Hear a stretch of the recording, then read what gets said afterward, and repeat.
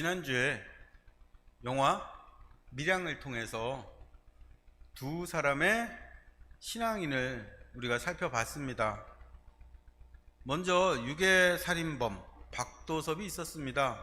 그는 살인죄로 사형 선고를 받았지만 감옥에서 예수 그리스도를 믿고 회개해서 하나님께 용서받고 마음의 평화를 얻었습니다. 그런데 이런 박도섭을 보고 있는 또 다른 사람 이신혜가 있습니다. 아들을 죽인 박도섭에게 용서와 사랑을 베풀어서 자신의 인생에서 일어났던 불행과 고통의 어떤 의미를 찾으려고 했던 신혜는 평화로운 표정으로 이미 용서받았다고 말하는 박도섭을 보고 절망하죠. 밀양을 보면서 만약에 박도섭과 이신혜에게 기독교가 없었다면, 하나님이 없었다면, 신이 없었다면 이 두 사람은 어떻게 되었을까 생각해 봅니다. 박도섭에게 기독교가 없었다면, 어떠한 죄인도 용서하는 그 사랑이 없었다면 그는 남은 시간을 되돌릴 수 없는 후회와 자책감으로 살았겠죠. 그럼 이신혜에게 기독교가 없었다면 어땠을까요? 아들을 떠난 이신혜가 교회에서 신앙생활을 하지 않았더라면, 그래서 자신의 고통스러운 삶에 하나님의 어떤 뜻이 있을 거라고 생각하지 않고 박도섭을 찾아가 용서하려는 마음도 먹지 않았더라면 이신혜는 박도섭을 만나서 절망했던 것보다 더 나은 삶, 행복한 삶을 살 수 있었을까요? 이 두 사람에게 하나님이 또 신앙이 없었다면 어땠을까요? 밀양을 만든 이창동 감독도 이런 문제를 고민했던 것 같습니다. 그래서 밀양을 만들고 5년 뒤에 같은 주제로 영화를 만듭니다.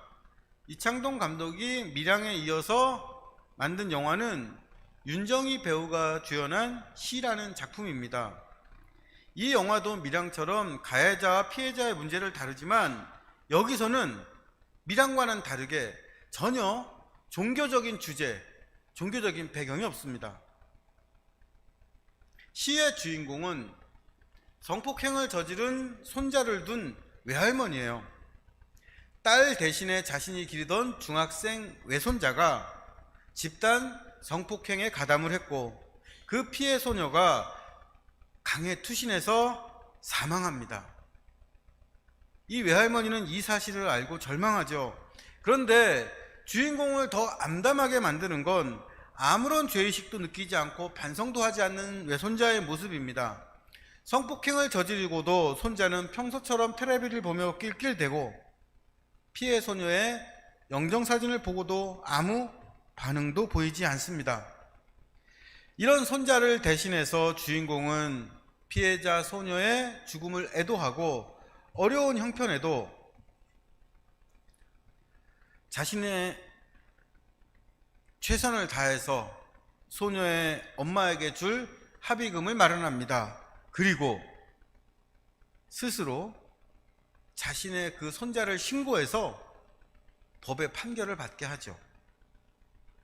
아마 감독은 가해자, 피해자의 관계에서 종교적인 용서나 위로보다 피해자 아픔에서는 그 마음과 가해자의 진실한 애도와 사과, 잘못에 대한 응분의 처벌이 먼저다라고 생각하는 것 같습니다. 그런데 종교적인 내용이 전혀 없던 이 영화의 마지막에 주인공이 진심을 다해서 쓴 시가 나와요. 이 시가 주보에 실려 있으니까 한번 읽어보십시오. 시의 제목이 아네스의 노래입니다. 아네스는 영화에서 성폭행을 당해서 투신 자살한 소녀의 세례명이에요. 그러니까 이 시는 가해자의 할머니가 피해자 소녀에게 자신의 정말 진심을 다해서 보내는 위로와 애도입니다. 그런데 이 시를 보세요. 그곳은 어떤가요? 얼마나 적막한가요? 로 시작해서 어느 햇빛 맑은 아침 다시 깨어난 부신 눈으로 머릿맡에선 당신을 만날 수 있기를 하며 끝이 납니다. 종교적인 내용을 전혀 다루고 있지 않던 이 영화의 마지막이 죽은 소녀와 이 세상 너머에서 만나기를 바라는 소망, 여기가 아닌 내세에서의 화해를 기도하는 믿음으로 끝나는 거예요. 미량과 시의 감독은 가해자와 피해자의 관계를 다루면서 인간은 자신의 잘못과 악을 최선을 다해서 진심을 다해서 사죄하고 용서를 구해야 한다는 메시지를 전합니다. 하지만 감독은 이것으로는 다 해결되지 않는 아픔과 고통이 있고 온전히 해명되지 않는 삶의 수수께끼가 있다는 걸 압니다. 그래서 영화 마지막을 손자에게 성폭행을 당해 삶을 마친 소녀와 천국에서 만날 것을 기다리는 할머니의 시로 영화를 끝을 내는 거죠. 감독에게 종교가 없음에도 불구하고 용서와 화해라는 주제에서 천국이라는 희망을 빼놓을 수 없었던 겁니다. 지금 여기가 끝이 아니고 이곳 너머에 다른 삶이 있다는 희망은 인간이 가질 수 있는 가장 마지막 희망입니다. 그런데 만약에 하나님이 없다면, 천국이 없다면 이런 희망도 사라지죠. 오늘 설교 제목은 이신혜와 박도섭은 천국에서 만났을까입니다. 천국은 하늘천 나라국, 하늘나라입니다. 하늘나라와 같은 의미로 하나님 나라라는 표현이 쓰이죠. 하나님께서 통치하는 나라가 하나님 나라, 하늘나라, 천국입니다. 그런데 이 천국에는 현세적인 의미와 내세적인 의미가 함께 있습니다. 회개하라, 천국이 가까워왔느니라 라는 예수님의 선포에 나오는 천국은 여기 이 땅에 임하는 하나님 나라를 의미합니다. 그런데 동서로부터 많은 사람이 이르러 아브라함, 이삭, 야곱과 함께 천국에 앉으려니와, 이 말씀에서의 천국은 이곳이 아니라 저곳, 땅이 아니라 하늘에 있는 하나님의 나라입니다. 같은 기독교 안에서도 신앙의 중심을 어디에 두느냐에 따라서 천국의 의미가 달라지죠. 그럼에도 천국이라는 단어에는 현세적인 의미와 내세적인 의미가 모두 있다는 건 다 인정하고 있습니다. 오늘 설교 이신혜와 박도섭은 천국에서 만났을까 해서 천국은 내세적인 의미의 천국, 죽음 후에 가는 천국입니다. 밀양에서 박도섭과 이신혜가 만나는 장면을 보셔서 이 제목이 어떤 고민을 담고 있는지 아실 거라고 생각합니다. 하나님의 용서를 받고 마음의 평화를 얻었다는 박도섭을 보고 이신혜는 크게 절망하죠. 그 후에 이 두 사람이 다시 만났을까요? 그러지 않았을 것 같습니다. 박도섭을 다시 보는 일은 이신혜에게는 너무 괴로운 일이기 때문입니다. 우리 신앙에, 또 우리 인생에 끝까지 받아들이지 못하는 어떤 관계, 어떤 사람이 있습니다. 아무리 신앙의 힘으로 의미를 찾으려고 하고 사랑으로 용서하려고 해도 도저히 해명되지 않는 불행과 감당할 수 없는 악이 있고, 시간이 많이 흘러도 혹은 죽을 때까지 받아들일 수 없는 사람이 있습니다. 이신혜와 박도섭의 관계가 바로 그렇습니다. 이신혜와 박도섭은 이 땅에서 도저히 화해할 수 없는 관계를 상징합니다. 여러분에게는 그런 사람이나 관계, 사건이 있습니까? 인생에 자기 힘으로 도저히 용서할 수 없고 사랑할 수 없는 사람을 갖게 되는 건 그 사람의 인격이 모자라거나 그 사람이 나쁜 사람이어서가 아닙니다. 이런 관계를 원하는 사람은 아무도 없죠. 하지만 통제할 수 없는 사건과 사람을 만나고 원하지 않는 상처를 부득이하게 입는 것이 인생입니다. 이걸 내 의지와 마음대로 할 수 없는 거죠. 용서하려면 기억해야 되는데 절대 기억하고 싶지 않은 일이 있어요. 그걸 떠올리면 마음이 무너지고 몸이 떨려서 그냥 잊어버리는 게 최선인 관계와 사람이 있습니다. 저는 인생에 그런 것이 있다고 인정합니다. 인정해야 한다고 생각해요. 그래서 이신혜와 박도섭은 천국에서 만났을까라는 제목은 이 땅에서 다시는 만나고 싶지 않은 사람들, 용서하거나 용서받거나 할 수 없는 깊은 상처를 지닌 채 각자 살아갔던 그 사람들이 천국에서는 화해할 수 있을까? 이런 의문을 담고 있습니다. 또 이 제목은 살면서 너무 큰 슬픔과 무의무를 겪어서 하나님을 잃어버린 이신혜 같은 사람도 천국에 갈 수 있을까? 그리고 누군가에게 도저히 용서받지 못할 죄를 지은 박도섭 같은 사람도 천국에 갈 수 있을까? 이런 의문도 함께 담고 있습니다.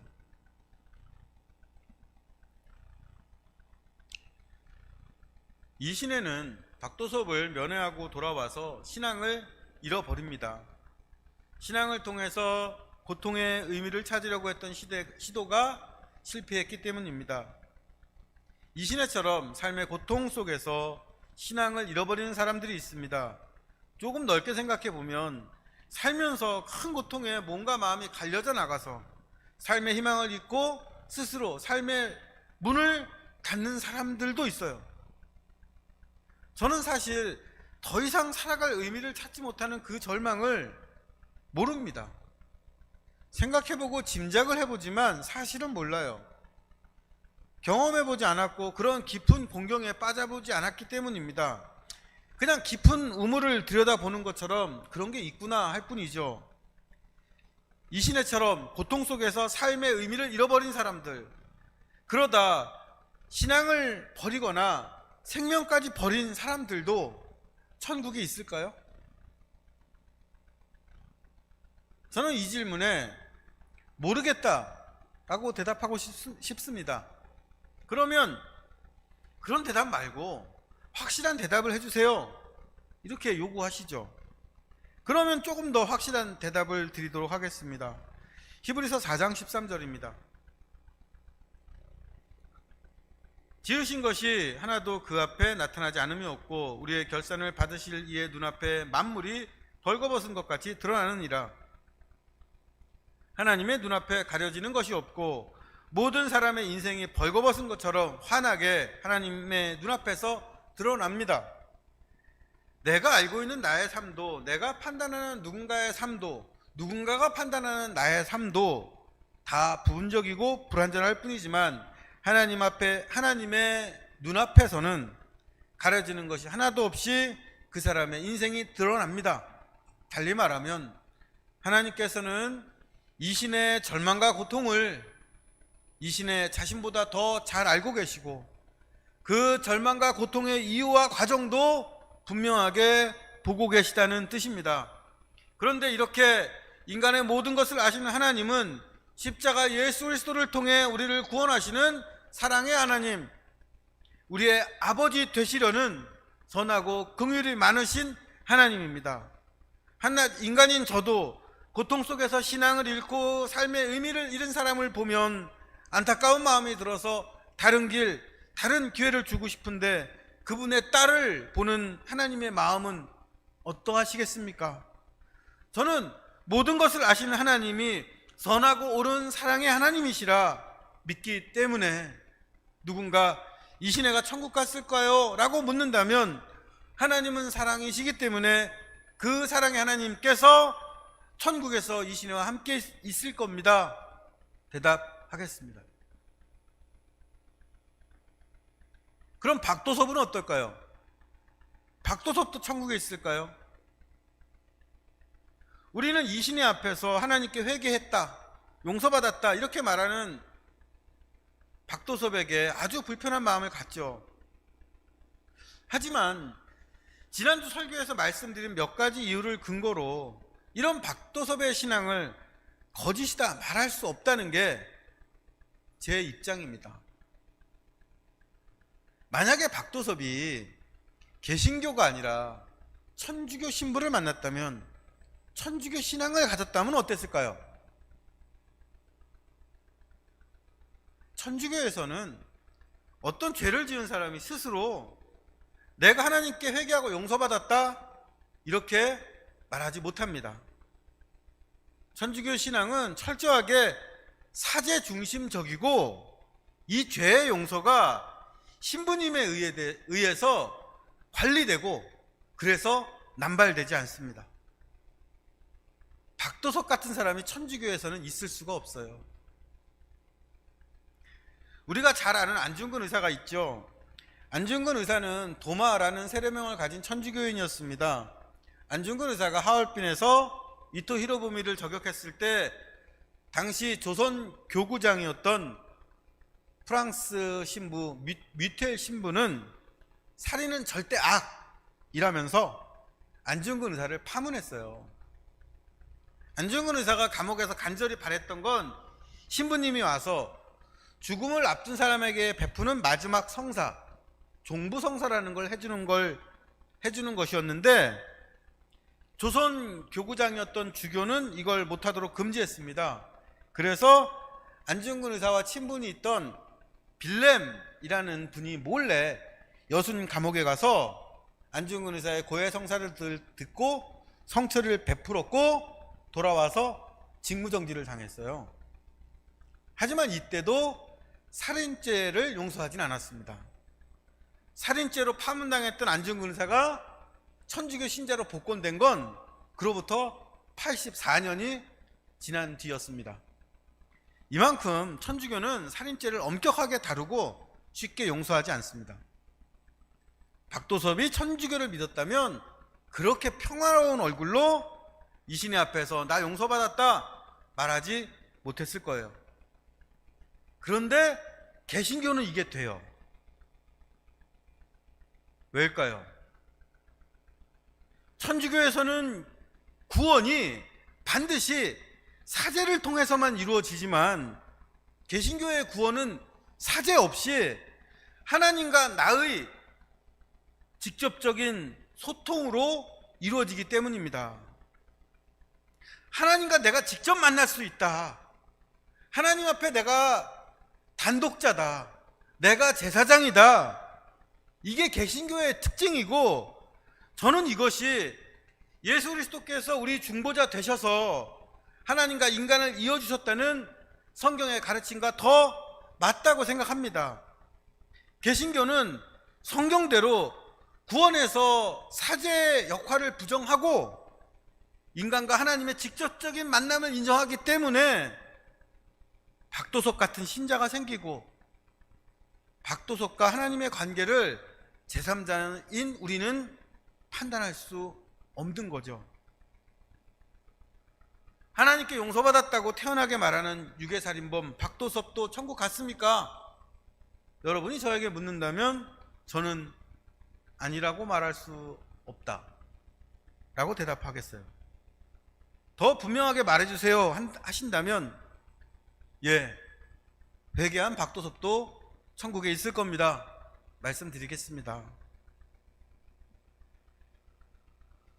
오늘 말씀 나눔에 이신은 천국에 있을까요? 박도섭은 천국에 있을까요? 이 질문을 여러분에게 다시 드리는 건 저의 이 결론에 구애받지 마시고 여러분의 신앙과 생각을 자유롭게 나누시길 바라기 때문입니다. 함께 얘기를 나누시고 그 내용을 저에게도 알려주시길 바라죠. 저도 이게 완전한 결론이 아니기 때문에 다른 대답이 듣고 싶습니다.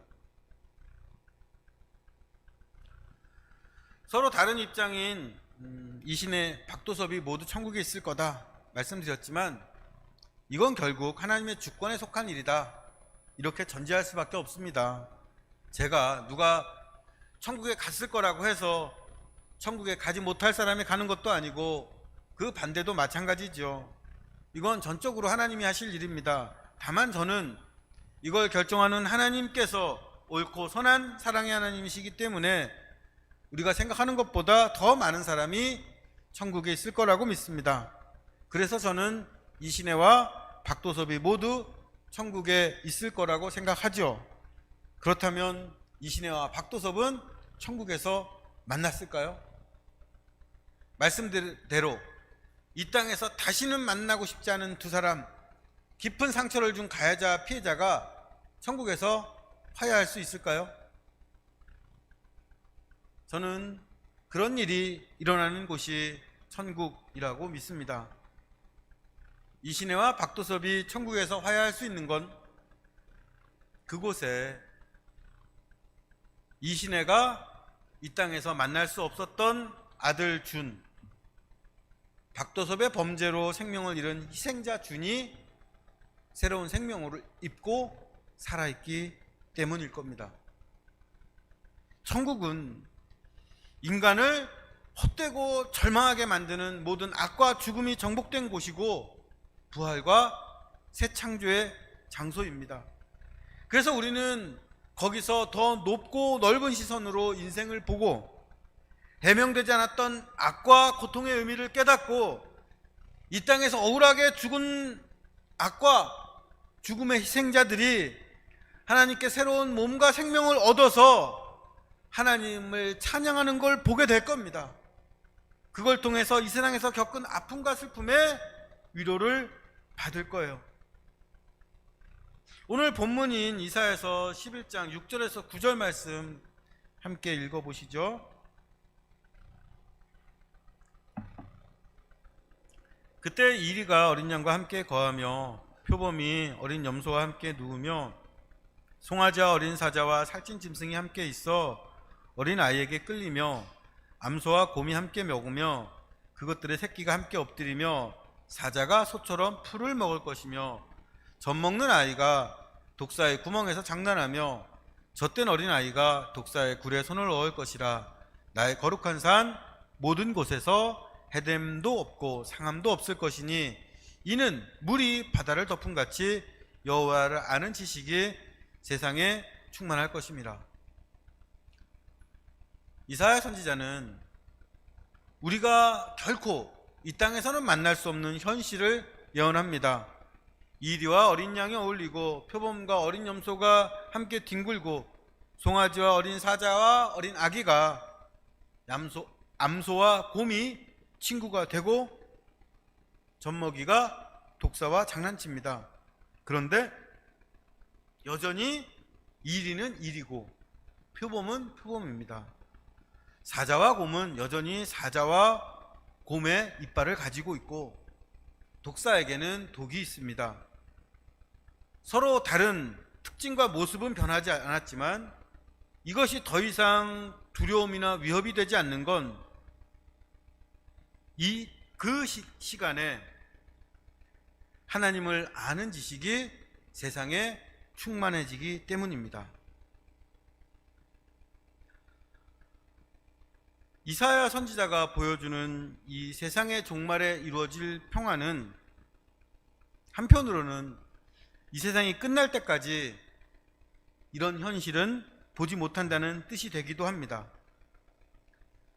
성경은 현실에서 보지 못하는 또 다른 세상이 하늘에서 이미 이루어져 있고 우리는 이것을 천국이라고 부릅니다. 하늘에서 이미 이루어진 하나님 나라 천국이 종말에 이 땅에 내려오는 것으로 끝나는 게 요한계시록이에요. 우리가 요한계시록에 나오는 세상의 종말을 보지 못한다 하더라도 우리 개인의 삶이 끝났을 때 우리는 천국에서 이사야 선지자가 예언한 이 평화의 모습을 보게 될 것입니다. 천국과 종말의 세상에서 이리와 어린 양이 서로 각자의 모습을 가지고 있는 것처럼 우리도 각자의 인격과 성품과 기억을 가진 존재로 있을 겁니다. 그러나 그 존재가 그 전과 아주 다른 건 그곳이 바다에 물이 가득하듯이 여호와를 아는 지식으로 충만하기 때문입니다. 그곳에서 우리는 온전히 여호와 하나님을 알게 됩니다.